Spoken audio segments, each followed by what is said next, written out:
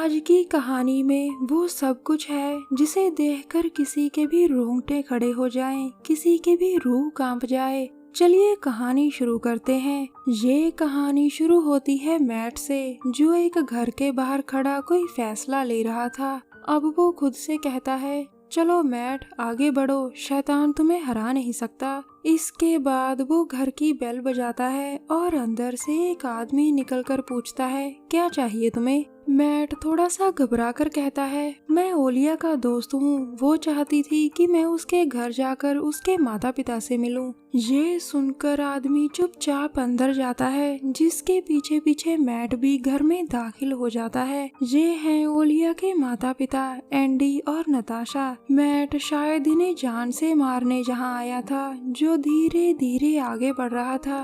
अब एंडी कहता है, ओलिया ने तुम्हें बताया ही होगा कि मैं पुलिस वाला हूँ। मैट जैसे ही बैठने लगता है तभी उसका हथौड़ा नीचे गिर जाता है। मैट मौका संभाल कर कहता है, माफ करना, मैं सीधा काम से ही यहाँ आ रहा हूँ। लेकिन एंडी ने उसकी बात को अनसुना कर दिया था। कुछ देर ओलिया के बारे में बातें करने के बाद एंडी कहता है, तुम यहीं रुकना, मैं तुम्हें कुछ दिखाना चाहता हूँ। लेकिन शायद मैट ने अपना फैसला बदल लिया था और तभी एंडी आकर कहता है, खबरदार अगर हिले, मुझे बताओ कौन हो तुम, यहाँ क्यों आए? अब मैट ने फिर से कोई फैसला कर लिया था और तभी एंडी गोली चलाता है, जिससे मैट बच गया था। अब दोनों एक दूसरे के खून के प्यासे हो गए थे। दोनों के बीच ऐसी लड़ाई होती है जो किसी एक की मौत के साथ ही खत्म होने वाली थी। अब एंडी घर का टीवी उठाकर मैट पर दे मारता है, जिसके बाद मैट बेहोश हो गया था। कुछ देर बाद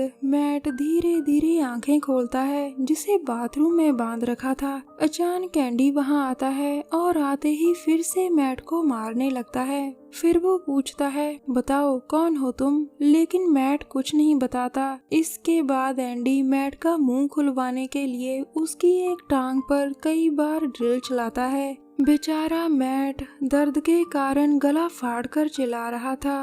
अतीत में मैट और ओलिया गहरे दोस्त थे।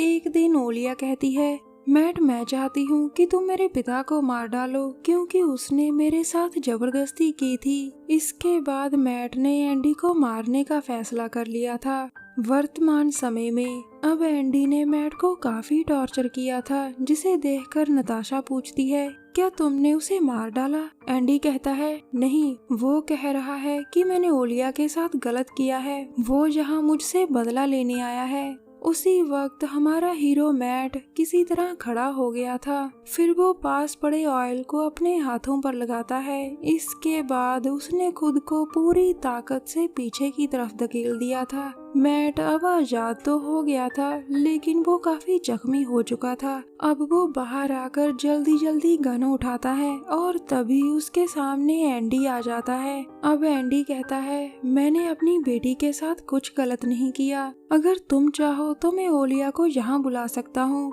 या फिर उसे फोन कर सकता हूँ। मैट कहता है, उसे फोन करो। तभी नताशा अंदर से फोन लेने चली जाती है। वैसे मैट का दिल तो कर रहा था कि वो एंडी को अभी मार डाले और तभी नताशा फोन ले आती है। मैट कहता है, इसे स्पीकर पर रखना। अब एंडी फोन पर कहता है, ओलिया, तुम्हारा एक दोस्त हमारे घर आया है जो अपना नाम मैट बता रहा है। लेकिन उधर से ओलिया कहती है, मैं किसी मैट को नहीं जानती। ओलिया की बात सुनकर मैट अंदर से टूट चुका था, जिसके बाद एंडी उससे गन ले लेता है। फिर वो उस पर वार कर उसकी गर्दन जकड़ लेता है। थोड़ी ही देर में एंडी ने मैट को मार दिया था, जिसे देखकर नताशा बहुत रोती है।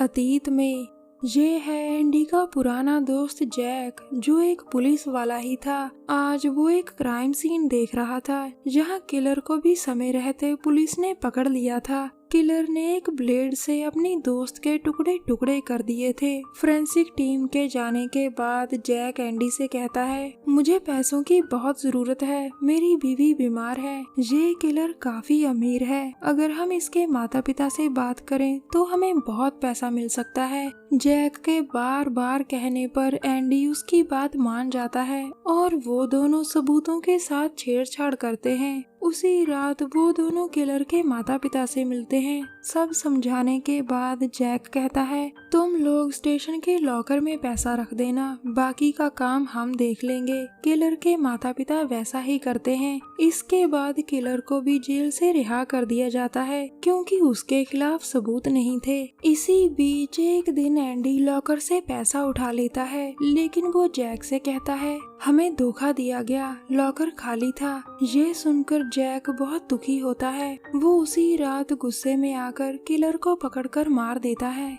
वर्तमान समय में मैट की लाश को ध्यान से देखकर जैक कहता है, तुमने तो इसका कचरा कर दिया दोस्त। एंडी कहता है, दोस्त मुझे तुम्हारी मदद चाहिए। मैं चाहता हूँ कि तुम सबूत मिटाने में मेरी मदद करो ताकि पुलिस मुझे कभी ना पकड़ सके, इसीलिए मैंने तुम्हें यहाँ बुलाया है। इसके बाद वो दोनों मैट की लाश उठा ही रहे थे और तभी लाश नीचे गिरती है, जिसके बाद मैट फिर से जिंदा हो गया था। दरअसल मैट के साथ बचपन में भी कुछ ऐसा ही हुआ था। एक बार शरारत में उसकी धड़कन रुक जाती है और उसके कुछ देर बाद ही जब वो गलती से नीचे गिरता है तो उसकी धड़कन फिर से चल पड़ती है। आज भी मैट की धड़कन रुक गई थी, जो अब फिर से चलने लगी थी। उसे फिर से जिंदा देखकर एंडी और जैक बहुत हैरान थे। उसकी हालत देखकर जैक को उस पर तरस आ जाता है। वो निर्दोष मैट को बचाना चाहता था, जिसके लिए वो मल्लम पट्टी उठाने के लिए अलमारी खोलता है।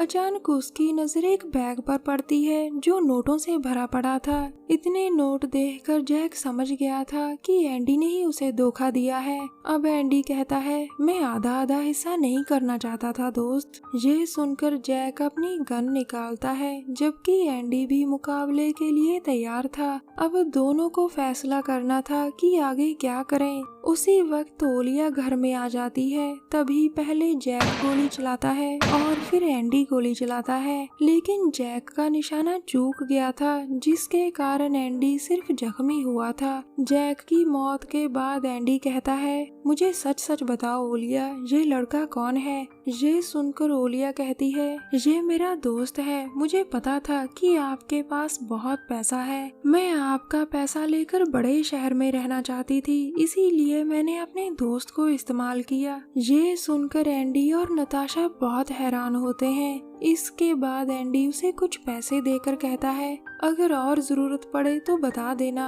जाओ अब अपनी माँ से मिलकर यहाँ से चली जाओ। अचानक ओलिया की चीख सुनकर एंडी हैरान होता है। नताशा ने आत्महत्या की कोशिश की थी, जिसे एंडी हर हाल में बचाना चाहता था, लेकिन नताशा की बुरी किस्मत ही थी कि वो टेबल से टकराकर मर जाती है। नताशा की मौत के बाद एंडी सारे सबूत मिटाने लगता है ताकि वो कभी ना पकड़ा जा सके। वो ये साबित करना चाहता था कि मैट एक चोर है और उसी ने जैक और नताशा को मार डाला, लेकिन ओलिया मौका देखकर अपने पिता एंडी पर गोली चलाती है, जिसके बाद वो तड़प जाता है। एंडी को जख्मी कर ओलिया भी अपने पिता की तरह सबूत मिटाती है। फिर वो मैट के पास जाकर कहती है, मुझे माफ करना मैट। अचानक तभी एक गोली चलती है जो उसकी गर्दन पर लगी थी। ये गोली एंडी ने चलाई थी, जिसके बाद ओलिया तड़प तड़प कर मर जाती है। कहानी के आखिर में सिर्फ हमारा हीरो मैट बचता है,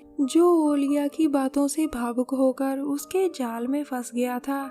हमारी वीडियो देखने के लिए धन्यवाद। प्लीज हमारे चैनल को जरूर सब्सक्राइब करें। मिलते हैं अगली वीडियो में, तब तक के लिए नमस्कार।